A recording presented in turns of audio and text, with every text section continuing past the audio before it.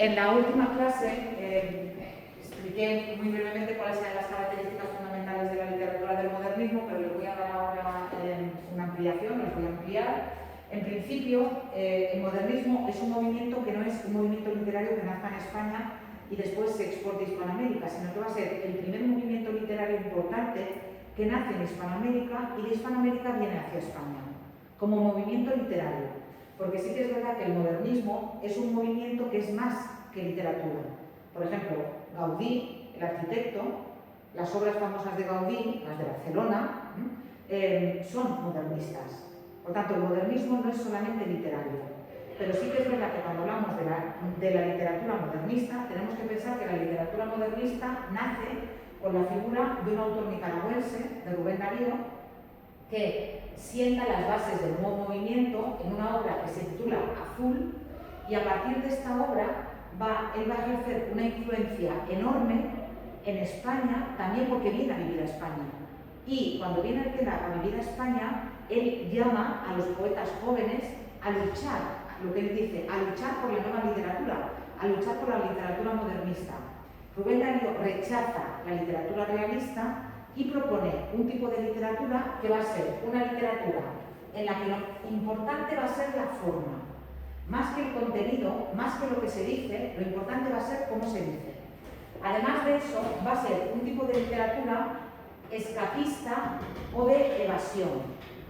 Recupera de alguna manera algunas de las características de la literatura del romanticismo, en el sentido de que el propio Rubén Darío, en el vídeo que tenéis que ver para hacer la actividad de comparación entre el modernismo y la generación del 98, se dice así, el propio Rubén Darío expresa que él detesta la época en la que le ha tocado vivir. Sí, entonces, como Rubén Darío detesta, odia esa época, va a escribir un tipo de poesía, fundamentalmente va a ser poeta, un tipo de poesía en la que vamos a encontrarnos con escenarios medievales, del siglo XVIII, de la América precolombina, es decir, de América antes de que llegara Colón, con mitos y con personajes indígenas, autóctonos, ¿sí? Y también se va a alejar en el espacio. En lugar de situar las obras en Europa, las va a situar, por ejemplo, en países árabes o en lugares que son exóticos para nosotros, o va a haber alusión a esos lugares exóticos como China. ¿Sí? Además de todo eso, los autores modernistas, siguiendo, como os digo, el modelo de Rubén Darío, van a renovar el lenguaje. Cuando no encuentren una palabra en castellano que les guste para expresar algo, van a coger la palabra de cualquier lengua y van a introducirla en el poema. Cuando busquen una palabra en castellano y no les guste, a veces lo que van a hacer es recurrir a la palabra antigua. Si ellos pueden decir áureo, no van a decir dorado. Vale, arcaísmo es la palabra. Arcaísmo es una palabra antigua, es una palabra que en un momento dado ha existido en la lengua, pero que en el momento en el que hablamos ya es una palabra antigua, arcaica, justamente. Entonces, repito, si él puede decir áureo, no va a decir dorado. Si puede decir argentino, no va a decir plateado. Si puede decir ebúrneo, no va a decir blanco. Ebúrneo es de marfil, y el marfil, como sabéis, es blanco. Entonces, van a utilizar siempre la palabra más culta y van a utilizar, si pueden, palabras antiguas porque son más sonoras y contribuyen más a la belleza del poema. Además de todo eso, cuando no encuentren la palabra, porque no existe en castellano, se la van a inventar. Eso es un neologismo, es una palabra que se inventan. Mirad, en este poema de Rubén Darío, en esta estrofa que tenéis aquí, mirad lo que dice. Están escribiendo a una princesa que está muy triste porque está encerrada en una especie de jaula de oro y no es feliz y tiene como una angustia vital ahí dentro de no sé qué tengo, no sé qué tengo. Y fijaos lo que dice en un momento Rubén Darío, dice: oh, ¿quién fuera Ipsipila que dejó la crisálida? Si vais a buscar el diccionario la palabra Ipsipila no la vais a encontrar. Se la inventa Rubén Darío. Porque claro, eso es mucho más bonito que decir o quién fuera gusano que dejó el capullo. ¿Qué es lo que está diciendo aquí? La crisálida es el capullo y la ipsipina, en realidad yo digo gusano, pero no sería así, es el momento en el que el gusano sale transformado en mariposa. pero que todavía no termina de ser mariposa, como tiene todavía ahí las alas plegadas y es una cosa ahí híbrida. Bueno, cuando me vean el vídeo haciendo Entonces, si pila sí que existe. No, se lo ha inventado él. Si tú vas al diccionario no la vas a encontrar, pero la utiliza él y como la utiliza él la conocemos. Vale, ¿y cómo le has dado todo ese significado? Hombre, porque es el significado que tiene aquí. Si no puede tener otro significado. No puede tener otro significado. Dejar la crisálida, estar escribiendo eso. Vale, por lo de la crisálida. Sí. ¿Lo veis entonces? Pero eso es un neologismo. Él se inventa esa palabra y la utiliza y ya está. Y como se la ha inventado Rubén Darío, pues ya está, ya tenemos que saber lo que significa, ¿eh? Además de todo eso, también van a buscar efectos impresionistas, es decir, que provoquen impresiones en el lector. ¿De qué manera? A base de sensaciones, por ejemplo. Van a utilizar mucho la aliteración, la repetición de sonidos para conseguir un efecto determinado. La princesa está triste, que tendrá la princesa, los suspiros escapan de su boca de fresa. Te repite mucho la S para que parezca que tú estás viendo suspirar a la princesa. O en otro poema, Rubén Darío describe a una mujer que se abanica y dice que se abanica con el ala leve del leve abanico. Y esa repetición de la L y la E y la V, parece que estás viendo que en realidad el abanico se está moviendo. Eso lo consigue. Y también, fijaos, por ejemplo, aquí, en esta primera estrofa, también os he dicho lo de la princesa está triste, los suspiros escapan de su boca de fresa. Está mudo el teclado de su clave sonoro. Está mudo el teclado de su clave sonoro. Un clavecino clavicémbalo, era el antecedente del piano. Mozart no tocaba piano. El piano es un invento del siglo XIX. En el siglo XVIII lo que había era clavecín y sonaba tan, tan, tan, tenía un sonido muy particular. Entonces aquí está mudo el teclado de su clave sonoro. Consiguen esos efectos utilizando muchas veces aliteraciones. A veces utilizan sinestesias. ¿Qué es una sinestesia? Una sinestesia es un efecto, un recurso estilístico en el que se juntan un adjetivo y un sustantivo que lógicamente no pueden ir porque se refieren a sentidos diferentes. En un momento dado, Rubén Darío describe un sonido y dice que es un sonido azul. El sonido no puede ser azul. Evidentemente está describiendo el mar. Sí, de calma, un sonido de calma. Pero claro, un sonido no puede ser azul. El sonido puede ser grave, agudo, estridente, melodioso, pero no puede ser azul. Eso es una sinestesia. Es ponerle a un sustantivo un adjetivo que lógicamente no puede llevar porque se refiere a otro sentido. En el poema que tenéis abajo de Rubén Darío, él habla de los ojos de la princesa y dice que sus ojos tienen dulzura de luz. Dulzura de luz. Eso también sería una sinestesia. La dulzura no puede ser de luz. La luz hace referencia al sentido de la vista y la dulzura al sentido del gusto. ¿Sí? Además de todo eso, utilizan cromatismo, es decir, los colores. Muchísimos colores. Fijaos otra vez en la primera estrofa del poema de Rubén Darío. Fijaos, La princesa está triste, que tiene la princesa. Los suspiros se escapan de su boca de fresa. Color rojo. Que ha perdido la risa, que ha perdido el color. Alusión directa al color. La princesa está pálida. Otro color. En su silla de oro. Otro color.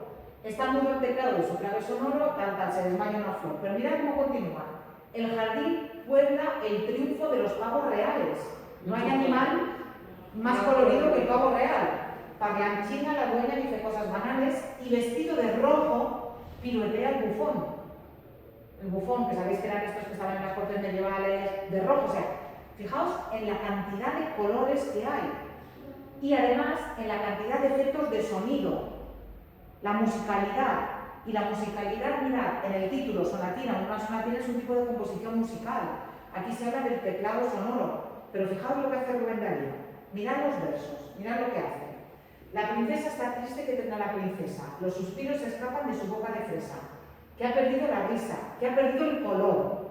La princesa está pálida en su silla de oro. Está mudo el teclado de su clave sonoro y en un vaso y mirada se desmaya una flor. El jardín puebla el triunfo de los pavos reales. Parlanchina, la dueña, dice cosas banales y vestido de rojo pilotea el bufón. La princesa no ríe, la princesa no siente, la princesa persigue por el cielo de oriente la libélula vaga de una vaga ilusión. Si vais a mirar el poema, Sí, las dos primeras coinciden, la tercera con la última y la... pero además siempre el tercer Igual. verso y el sexto verso, Es igual. y son agudos. Todas estas palabras son llanas. Verso 2, 4. Perdonad, verso 1, 2, 4 y 5 son siempre palabras llanas. Verso 3 y 6, palabra aguda. Mirad todo el poema. Primera estrofa. ¿Y esto cómo se le llama? No, esto se le llama efecto Rubén Darío, que era un genio en la musicalidad. Poniendo al final de la estrofa una palabra aguda, consigues mucha más musicalidad que si no pones una palabra aguda. Y fijaos, mirad, color, flor. Después, segunda estrofa, bufón, on. Tercera estrofa, China, Argentina, que son palabras llanas. Luz, hormuz, agudas. Rosa, mariposa, volar, mar, agudas. Plata, escarlata, azul, sur, aguda otra vez. Azules, tules, real, colosal. ¿Lo ves? Lo hace en todo el poema. En todo el poema. Sí. Y con eso consigue una musicalidad, que es una musicalidad que también viene, no voy a explicarlo así con mucho detalle, pero él coloca los acentos en el verso de una forma determinada. Él hace, la princesa está triste que tendrá la princesa. Si lo mirarais, hace átona tónica, átona tónica, átona tónica, átona tónica. La princesa está triste que tendrá la princesa. Si juntáis, hacéis las... no me sale las sinalefas, gracias. Si hacéis las sinalefas, vais a ver qué hace. Átona tónica, átona tónica, átona tónica. Eso lo hace muchas veces. Ya suenan los claros clarines. Ese es otro verso de Rubén Darío. Átona tónica, átona tónica, átona tónica. O sea, era el maestro de la versificación. Si hay que echarle algo en cara a Rubén Darío, es que es el maestro de la versificación, pero al final de contenido dices, muy bien, la princesa está triste y no me da ningún tipo de pena, o sea, lo tiene todo, tal, y está triste. Y, ¿sabes? Si es que tiene hasta una hada madrina. Cuando leéis el poema, tiene una hada madrina, tiene un jardín con pavos reales y con un dragón. Y está triste. ¿Por qué? Porque lo tiene todo y se aburre. Yo qué sé, que haga macramé, no sé qué deciros, pero me refiero a que son poemas que son como fuegos artificiales. De fantasía. De fantasía, claro, son poemas maravillosos en la forma, pero luego al final dices, bueno, Becker coge el poema este de la princesa está triste, que mirad lo largo que es, y se lo liquida en 4 versos. Y el último corto. Becker hace 11, 11, 11, 7 y te hace un poema igual que este. Probablemente mejor. Porque aquí, si leéis el poema, vais a ver que es muy recurrente y que repite muchas cosas, porque al final es un poema muy largo para poco contenido. Y eso es lo que se le puede echar en cara al modernismo. Por eso es normal que haya autores, como por ejemplo Antonio Machado y Ramón María del Valle Inclán, que en su primera etapa sean autores modernistas, pero que luego en su segunda etapa se cansen del modernismo y se pasen a la generación del 98, porque con la que estaba cayendo en España en aquellos años, ¿cómo iban a continuar hablando de princesas y de jardines y de pavos reales y de cisnes y de lagos y de marquesas? Con la que caía en aquel momento en España, ellos ven que no pueden continuar con ese tipo de literatura escapista y se van a pasar a la generación del 98. Al revés, no hay ningún caso, o sea, no hay ningún autor que empiece siendo 98ista y que luego se pase al modernismo. No hay ningún autor al que le duela España y que sienta preocupación por la situación del país y que luego decida, ahora voy a ser modernista. Pero al inverso sí. A la inversa sí, porque es como el proceso natural. En tu juventud tú puedes dedicarte a ese tipo de poemas, pero cuando te planteas en qué mundo estoy viviendo y qué está pasando en mi país y cuando veas que la situación es cada vez más grave, es probable que no quieras seguir hablando sobre princesas y dragones y caballos con alas y hadas madrinas. Entonces, vamos a encontrarnos con casos, como os he dicho, como el de Antonio Machado y el de Valle Inclán, y luego nos vamos a encontrar con casos como el de Juan Ramón Jiménez, que va a empezar siendo modernista, pero que él luego no va a ser 98ista, sino que luego va a ser directamente el maestro de la generación del 27. Lo van a tomar como modelo de la segunda etapa de su poesía, que él va a llamar una poesía pura. Cuando Juan Ramón Jiménez después reflexione sobre su poesía, va a decir que en su primera etapa su poesía estaba llena de ropajes, que era como una mujer que llega completamente vestida, muy emperifollada, pero que él poco a poco le va quitando la ropa y que como le gusta a él realmente esa poesía, es una poesía desnuda, una poesía sencilla, una poesía sin tanto recurso estilístico y sin tanto cromatismo y sin tanto color y sin tanta parafernalia como ponían los modernistas. ¿De acuerdo? Juan Ramón Jiménez es un autor muy importante, yo solamente os he puesto aquí un poema, es un autor muy importante porque además de ser el maestro de la generación del 27, le dieron también el Premio Nobel de Literatura en el año 56 estando en el exilio. Él es uno de los autores españoles que se exilian durante la Guerra Civil Española y no volverán nunca a España. Murió en Puerto Rico y allí le dieron el Premio Nobel de Literatura. El régimen franquista se subió por las paredes porque le estaban dando el Premio Nobel de Literatura a un autor español en el exilio, pero se lo dieron, el Premio Nobel de Literatura. Bueno, dejadme que termine solamente con otra cosa del modernismo. En el caso del modernismo, los modernistas van a continuar también con esa libertad métrica de los románticos. ¿Os acordáis? Es que además, pensad en la teoría pendular de los movimientos literarios. Ahora se lleva esto, ahora se lleva lo contrario. Ahora se lleva esto, ahora lo contrario. Ahora esto, ahora lo contrario. Ahora llevamos pantalones pitillo. Los siguientes pantalones que vamos a llevar van a ser de pata ancha. Después vamos a volver a los pitillos. Bueno, pues pasa un poco con la literatura. El romanticismo va a ser lo contrario al realismo. Mejor dicho, el romanticismo va a ser lo contrario del neoclasicismo. Pero luego el realismo va a ser lo contrario del romanticismo. Entonces, el modernismo va a recuperar algunas de las características del modernismo. Perdonad, del romanticismo. Me he explicado, ¿verdad? O sea, neoclasicismo, romanticismo, ¿sí? Realismo, modernismo. Volvemos a algunas de las características, lo del exotismo, la evasión y, por ejemplo, la libertad en la métrica. Pero si hay algo que caracteriza la literatura modernista es que los modernistas utilizan fundamentalmente versos largos, porque quieren decir tantas cosas que necesitan mucha extensión. Si, por ejemplo, medís, que no os lo voy a medir, pero si medís, por ejemplo, los versos de Rubén Darío, de Caupolicán, o medís los versos de Sonatina, vais a ver que tienen 14 sílabas. Al verso de 14 sílabas se le llama alejandrino, pero es que además utilizan también versos de 16 sílabas y hasta de 18 y de 20 sílabas. Tienes un verso así de largo, parece casi prosa. No es prosa porque luego tiene métrica, y tiene medida y tiene rima, pero parece prosa de lo largo que es. ¿Por qué? Porque como quieren decir tantas cosas y quieren decirlas de forma tan extensa, necesitan versos largos.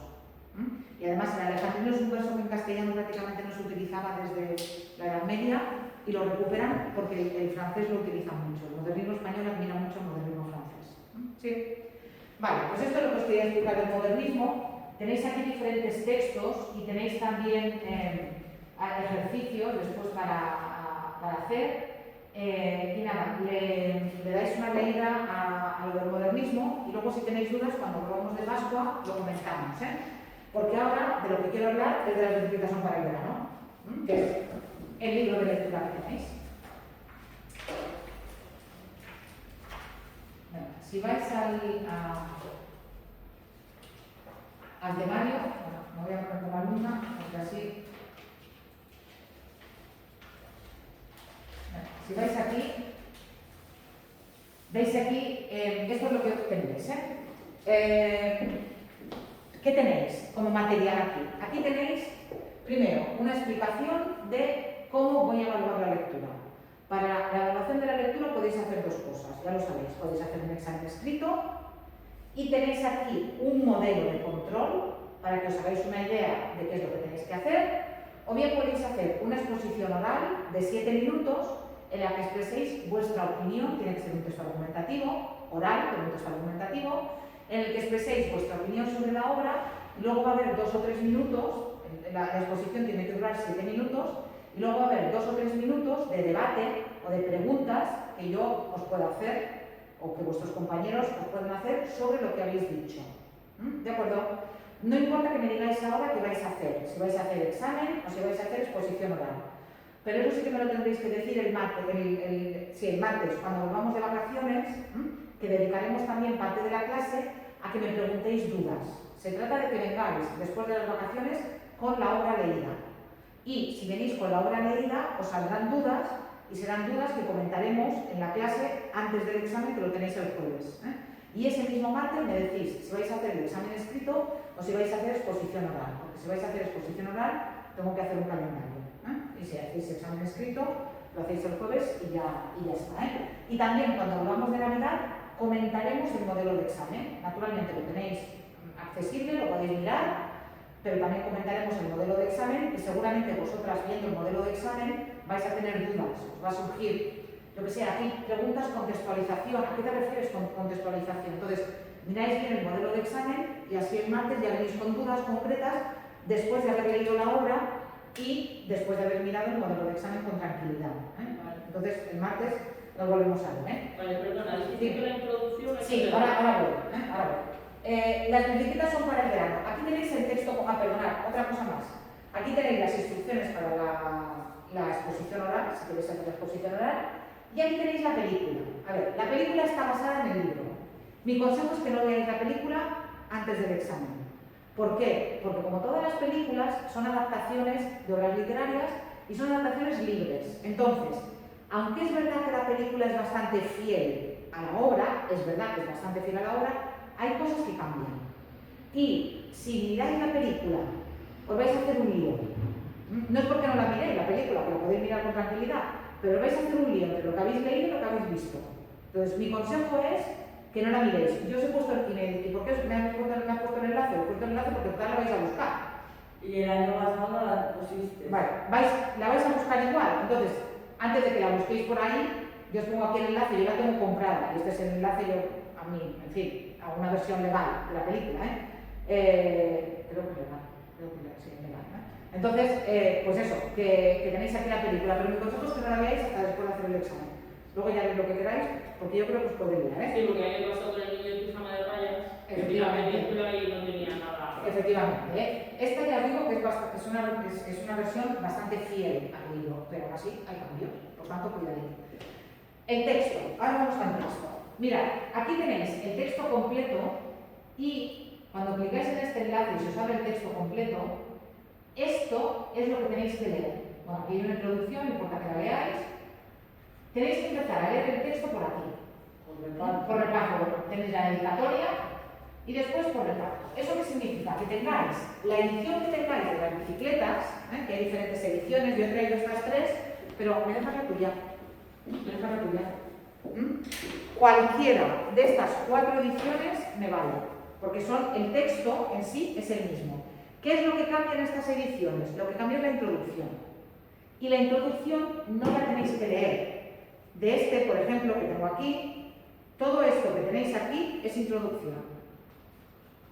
Luego, al final tenéis guía de lectura y tenéis un apéndice con diferentes materiales, tampoco lo tenéis que leer. Y en las diferentes ediciones os vais a encontrar con algo similar. Lo que tenéis que leer es esto. A lo mejor os parece mucho, pero pensad que esto es una obra de teatro, escrita para ser representada en 2 horas y media como máximo. Yo la he visto representada 2 veces y duró las 2 veces 2 horas y cuarto. Entonces, si está hecho para ser representado en 2 horas y cuarto, la lectura no va a llevar menos, o bueno, si os paráis un poquito ahí, como máximo 3 horas, pero no más, o sea, no es una novela, es una obra de teatro y por tanto es muchísimo más fácil de leer, más rápida, más fácil, bueno, ahora hablamos de si es más fácil o no es más fácil. Entonces, un par de cosas que tenéis que tener en cuenta sobre la obra de teatro. Primero, el autor. Fernando Fernán Gómez nació más o menos en el año en el que nace Luisito, uno de los protagonistas de la obra. La obra está protagonizada por una familia. La familia protagonista de la obra es don Luis, que es el padre, doña Dolores, que es la madre, y Luis y Manolita, que son los hijos de ese matrimonio. Luis, cuando empieza la obra, tiene 15 años. Y esa era la edad que tenía Fernando Fernán Gómez en el momento en el que empiezan los hechos de aquí. Lo que pasa es que lo único que une a Luis con el autor, con Fernando Fernán Gómez, es la edad y probablemente alguna experiencia que haya vivido de los bombardeos en Madrid o algo por el estilo, porque en realidad Fernando Fernán Gómez venía de una familia de cómicos, de actores. Él nació ya en el mundo del teatro, mientras que Luis es hijo de don Luis, que regenta unas bodegas, es como el contable, el director, diríamos hoy en día, de unas bodegas. No son suyas, no es el propietario, pero las dirige. Entonces no tiene nada que ver en su vida personal, pero sí que es bastante probable que algunas de las experiencias que se cuentan en la obra sean las del propio Fernando Fernán Gómez. Como os he dicho, Fernando Fernán Gómez murió nació en 1921 y murió en el año 2004. Si lo buscáis por internet lo vais a encontrar, porque además es este hombre que un día sale del teatro, le piden un autógrafo, tenía muy mala leche, y empieza, ¡a la mierda! ¿Os suena? Un hombre con muy mala idea, bueno, buscarlo por internet que lo vais a encontrar, tenía muy mala leche. Y él fue académico de la Real Academia Española de la Lengua, actor fundamentalmente, director de teatro y también escritor de teatro y de guiones. Y en el año 1977 él presenta al premio de literatura teatral más importante que hay en España, que es el premio Lope de Vega, presenta el manuscrito de Las bicicletas son para el verano. Gana ese premio y se representa por primera vez, creo que lo dice aquí arriba, se representa por primera vez esta obra el 24 de abril de 1982, con estos actores que tenéis aquí, para interpretar estos papeles que tenéis aquí. Mirad, esto es importante, ¿por qué? Porque la obra está situada, la obra empieza justo al principio, antes de la Guerra Civil Española. La obra está situada, sabéis que el golpe de Estado de Franco es el 18 de julio del 36, y la obra empieza en ese verano, más o menos en junio del año 36. No se dice exactamente la fecha, pero sabemos que a algún sitio le han suspendido una asignatura y que se tiene que quedar ese verano en Madrid, que no se puede ir de vacaciones la familia, porque la han suspendido en física, y a partir de ese momento va a venir luego el golpe de Estado, va a venir la guerra, y la familia va a vivir la guerra en Madrid, y va a vivir los bombardeos en Madrid. Eso es muy importante para lo que pasa en la obra. No os cuento en qué momento acaba la obra, no os lo cuento, pero digamos que pasa tiempo entre el principio de la obra y el final de la obra. Y, como os decía, esta obra está escrita posteriori. O sea, no es que Fernando Fernán Gómez la escriba mientras pasa la guerra, porque tenía 15 años y entonces no era escritor. Él la escribe con la perspectiva que le dan los años.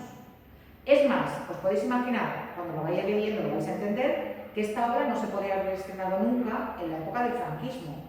Nunca jamás. No sabemos si él la tenía ya escrita. Es probable que la tuviera escrita antes de que Franco muriera.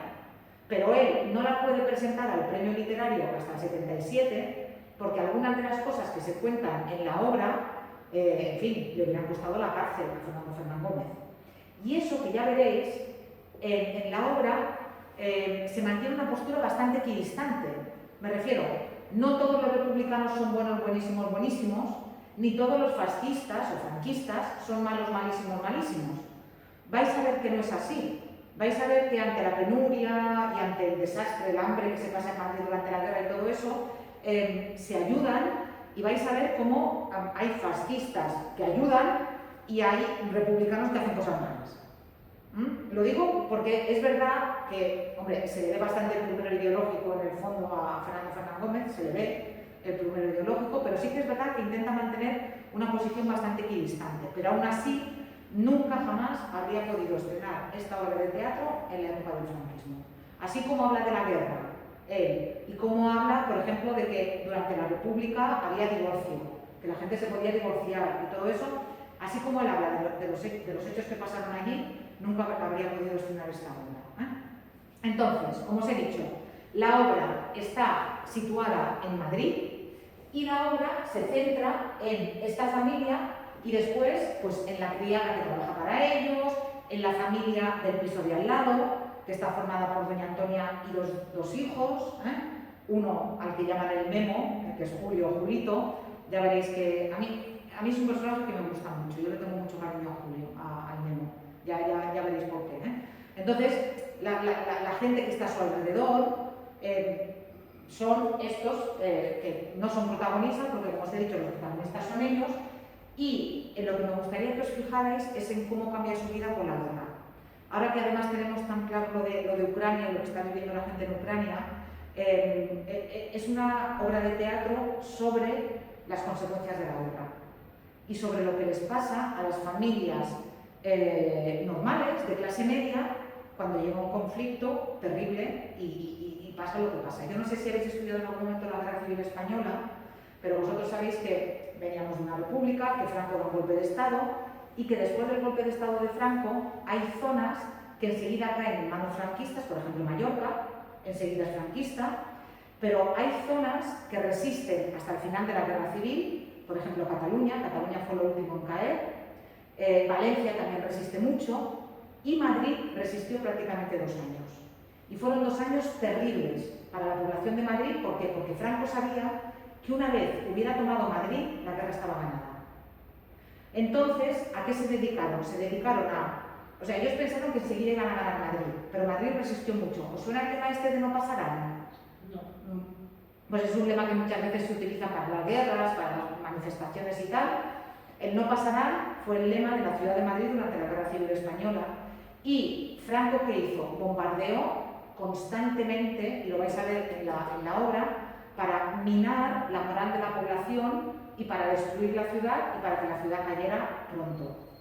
Pero ya os digo que tardó muchísimo. Y algunas de las tácticas que luego utilizaron los nazis cuando bombardearon Inglaterra, por ejemplo, las utilizaron también en Madrid. Además, eran bombardeos muy selectivos, porque por ejemplo el barrio de Salamanca prácticamente no lo tocaron, porque en el barrio de Salamanca vivían los ricos y Franco sabía que allí tenía a la burguesía que luego le iba a poner el dinero y que luego le iba a ayudar y que luego le iba a apoyar. Entonces, tonto no era. Parecía tonto, pero tonto no era. Yo os digo que tonto no era, no hubiera ganado una guerra civil y hubiera gobernado el país durante 40 años siendo tonto, pero parecía.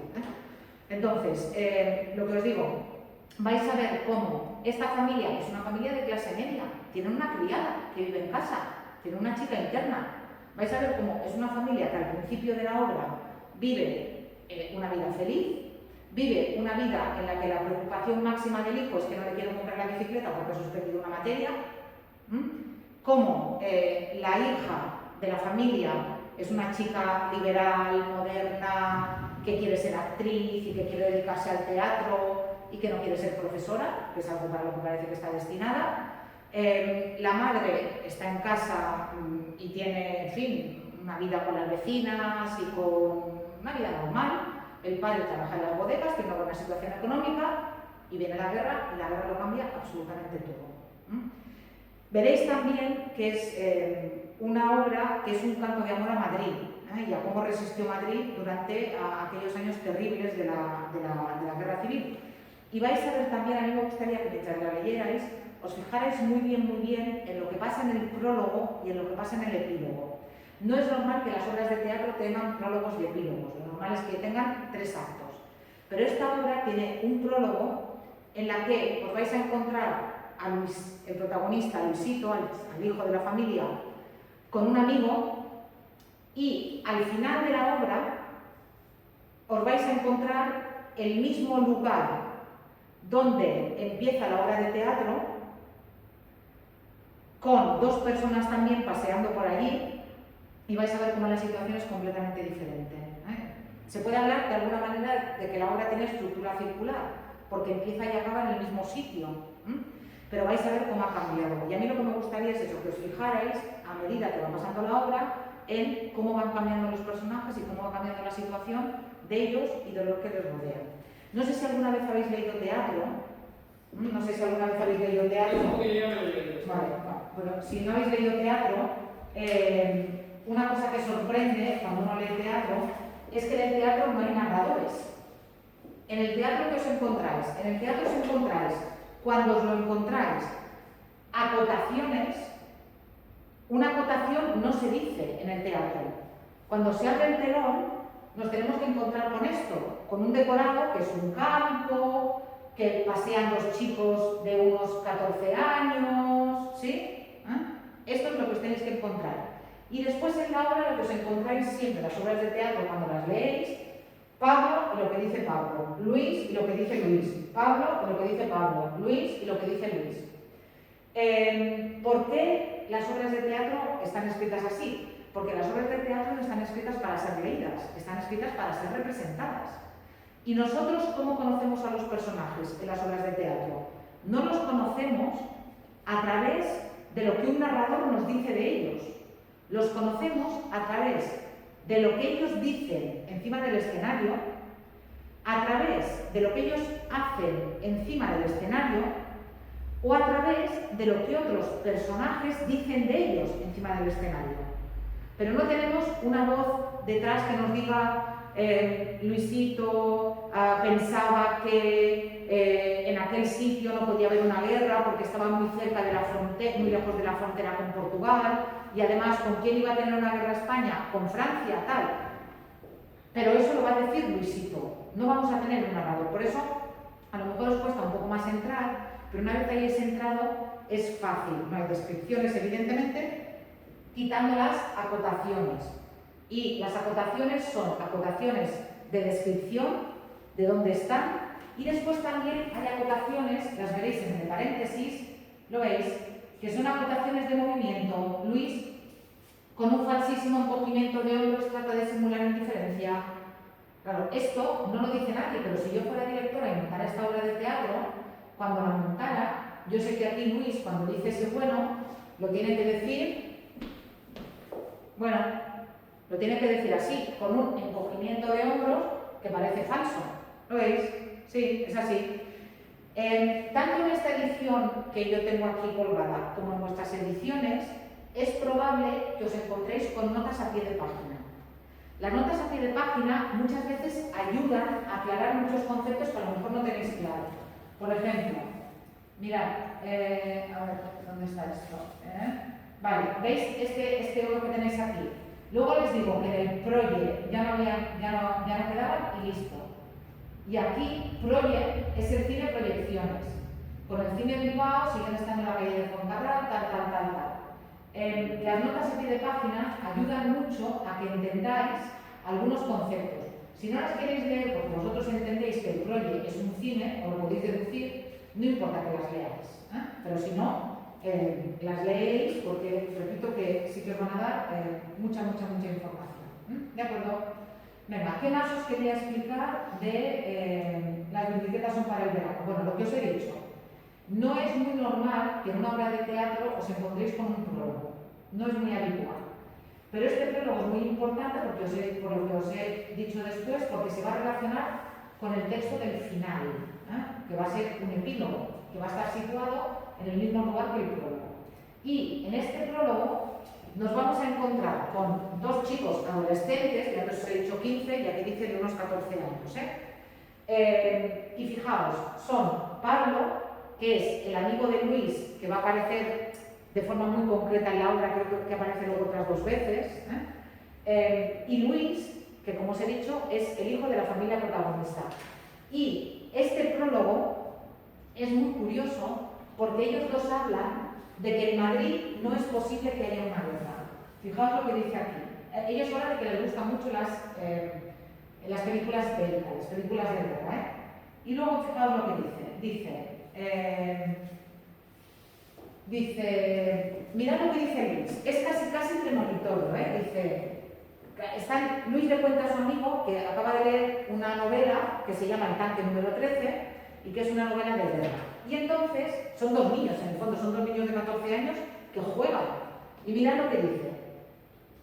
Luis, dice, es igual, yo ahora mismo me acuerdo del tanque número 13 y puedo ver aquí los combates, están en un descampado. Es donde van a construir el Hospital Clínico de Madrid, que está allí ahora.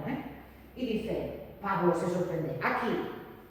Sí, esto podría ser un buen campo de batalla. En aquel bosquecillo de allí está emboscada la infantería. Por la explanada avanzan los tanques y la infantería son alemanes. Y allí en aquella casa que están construyendo se han parapetado los franceses. sea, aquí Luis, que tiene una gran imaginación, se está imaginando aquel descampado como una zona de guerra, ¿eh? Pablo, va a ser un hospital clínico, tal. Dice Luis, aquí donde estamos nosotros habría un nido de ametralladoras francesas y gatea hasta la elevación, están jugando a guerra, ¿eh? Vale, y Pablo, ¿eh? Son dos niños de 14 años jugando a la guerra, ¿eh?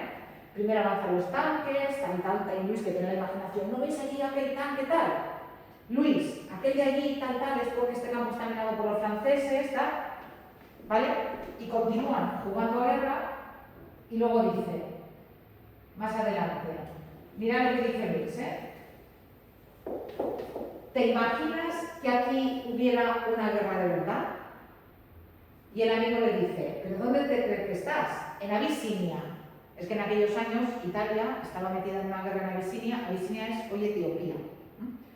¿Aquí que va a haber una guerra? Es como si yo dijera, ¿qué te piensas que estás en Ucrania?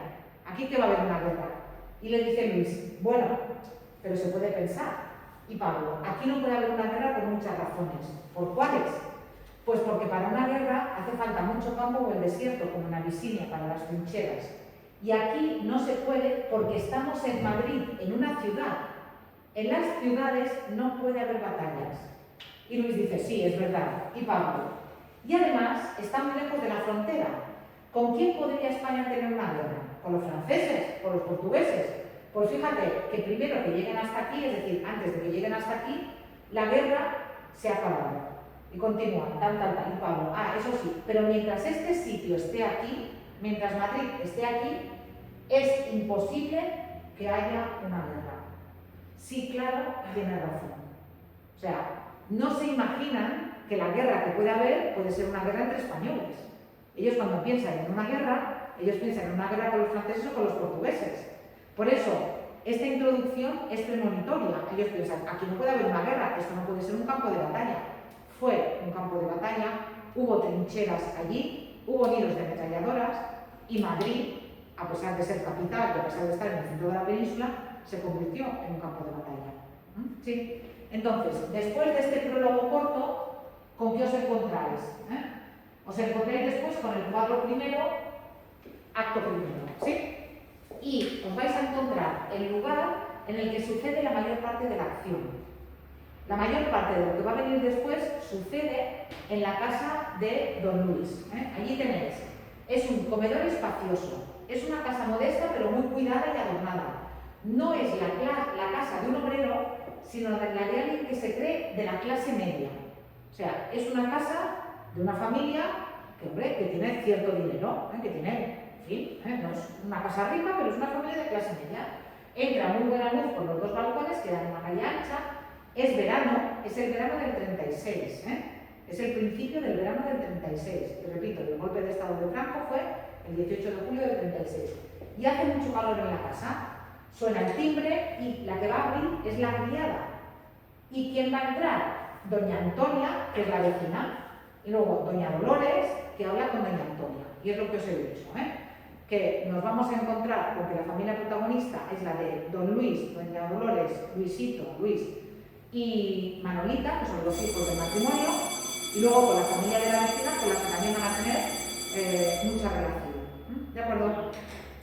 Ya podéis leer con tranquilidad, podéis releer en algún caso con tranquilidad, podéis mirar el examen y ya veréis que el texto no es difícil, es fácil de entender y que, en fin, es un texto muy interesante, sobre todo porque me sirve mucho para el contexto histórico de justamente lo que estamos viendo ahora, de la literatura de esta